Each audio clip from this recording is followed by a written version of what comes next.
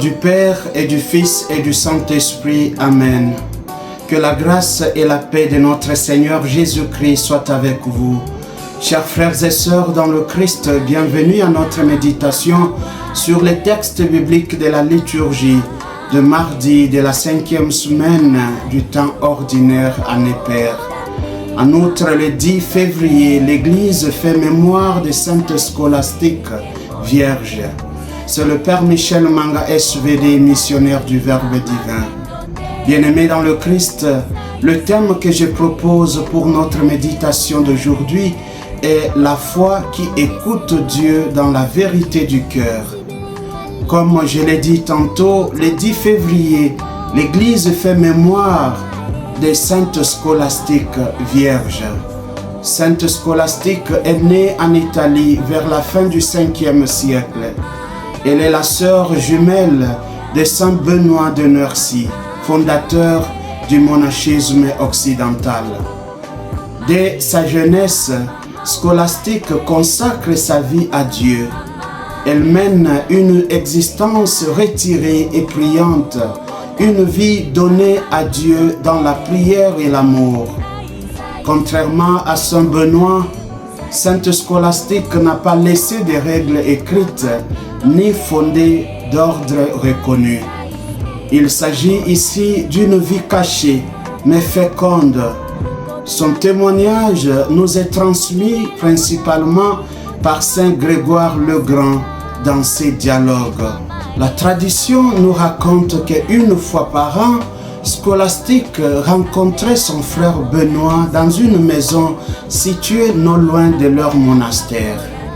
Il y passait la journée à parler de Dieu, des saintes écritures et de la vie spirituelle. Lors de leur dernière rencontre, Scolastique demanda à prolonger l'entretien spirituel pendant la nuit, mais son frère Benoît refusa par fidélité à la règle monastique. Alors Scolastique se mit à prier humblement.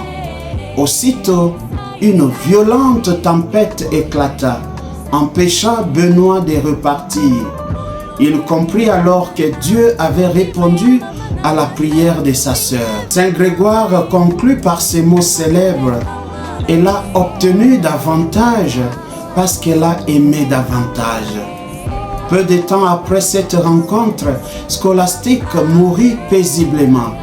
Saint Benoît vit son âme monter vers le ciel sous la forme d'une colombe, signe de pureté et de paix. Elle est morte vers l'an 547. Sa vie, bien-aimée, nous rappelle que Dieu écoute le cœur plus que les arguments. La charité est l'âme de toute règle et la prière humble peut transformer les situations impossibles. La première lecture, tirée du livre de 1 Roi chapitre 8, illustre le sens théologique et spirituel de la prière de Salomon lors de la consécration du temple à Jérusalem après sa construction. Il s'y est de noter que la dédicace du sanctuaire symbolise la présence de Dieu au milieu d'Israël. Salomon s'adresse à l'assemblée et élève les mains, geste de supplication et de consécration. Il confesse que Dieu est unique et qu'il garde son alliance de miséricorde, rézède avec ceux qui le suivent de tout leur cœur. Au verset 27, Salomon évoque la transcendance de Dieu. Il dit « Même les cieux le plus haut ne peuvent contenir Dieu, et encore moins un temple. » En d'autres termes, Dieu n'est pas enfermable dans un lieu matériel. Salomon implore pourtant que les prières et les supplications du peuple soient entendues là où le nom de Dieu demeure. Ainsi, les lieux sacrés deviennent-ils un point d'intercession collective, mais la prière est dirigée vers Dieu qui habite les cieux. Loin de réduire Dieu à un lieu, cette prière nous rappelle que le temple spirituel n'est pas un bâtiment, mais un cœur tourné vers Dieu. La prière liturgique est la dynamique même de la foi, humble et confiante, qui reconnaît la grandeur de Dieu tout en s'abandonnant à sa miséricorde. Dans l'évangile tiré de Marc 1 à 13, Jésus est confronté aux pharisiens et aux scribes venus de Jérusalem qui critiquent ses disciples parce qu'ils mangent avec des mains non lavées rituellement. Ce passage marque un tournant. Jésus déplace la question de la pureté de l'extérieur vers le cœur. Nous savons que les pharisiens étaient des laïcs rigoristes, soucieux de la sainteté quotidienne, et les scribes étaient des spécialistes de la loi, garants de la tradition. Jésus cite alors le prophète Isaïe 29, 13. « Ce peuple m'honore des lèvres, mais son cœur est loin de moi. » Le cœur, cardia en grec, désigne le centre de la personne, la volonté, l'intelligence et le désir. Le culte devient vide quand il n'engage pas l'être intérieur. Jésus s'inscrit dans la lignée prophétique, non contre la loi, mais contre sa déformation. En d'autres termes, Jésus voit le cœur de l'adoration venant de la fidélité intérieure, non de l'observance formelle des traditions humaines. Il condamne ceux qui abandonnent les commandements de Dieu pour préserver leurs traditions. Jésus révèle comment une pratique apparemment religieuse, korban, c'est-à-dire offrande consacrée, devient un moyen de contourner les obligations morales essentielles, ici comme honorer son père et sa mère. Le problème n'est pas la tradition en soi, mais le renversement des priorités.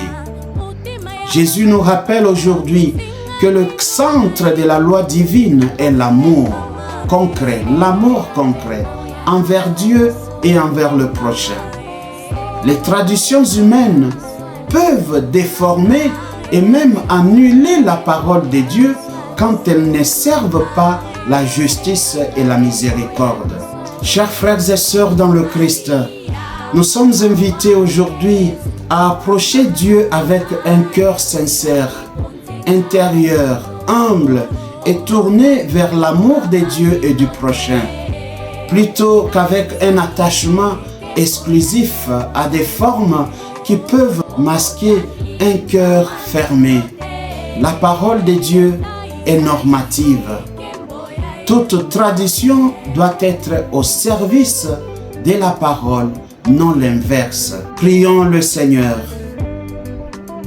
Seigneur notre Dieu, Dieu de l'alliance et de la miséricorde, toi que le ciel et les cieux des cieux ne peuvent contenir, nous nous tenons devant toi avec un cœur humble et confiant. Comme Salomon, au jour de la dédicace du temple, nous élevons nos mains vers toi et nous reconnaissons ta grandeur. Tu es fidèle à tes promesses. Tu écoutes la prière de ceux qui te cherchent de tout leur cœur.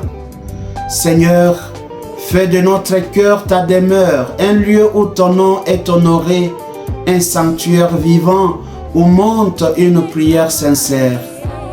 Apprends-nous à ne pas te servir seulement des lèvres, mais à t'aimer en vérité, à ne pas remplacer ta parole par des habitudes vides ou des traditions sans âme. Purifie notre foi de tout formalisme. Arrache de nous ce qui nous éloigne de ton commandement. Donne-nous un cœur droit capable d'aimer comme tu aimes. Seigneur Jésus, toi qui as dénoncé l'hypocrisie religieuse, viens unir notre prière à notre vie, notre culte à notre charité, notre adoration à notre obéissance quotidienne. Que rien dans notre pratique religieuse ne nous dispense d'aimer, de respecter, d'honorer nos frères et sœurs. Par l'intercession des saintes scolastiques, apprenons la prière humble et confiante, celle qui ne discute pas mais qui s'abandonne, celle qui aime plus qu'elle ne revendique. Seigneur, reçois notre prière aujourd'hui, non à cause de nos mérites, mais à cause de ton amour fidèle. Par Jésus-Christ, ton Fils, notre Seigneur, lui qui vit et règne avec toi dans l'unité du Saint-Esprit, maintenant et pour les siècles des siècles. Amen. Que devant la lumière du Verbe et l'Esprit de grâce se dissipent les ténèbres du péché et la nuit de l'incroyance, et que le cœur de Jésus vive dans le cœur de tous les hommes. Amen. Que Dieu Tout-Puissant vous protège et vous bénisse, au nom du Père et du Fils et du Saint-Esprit. Amen. C'était le Père Michel Manga SVD, missionnaire du Verbe divin. Bonne journée à tous.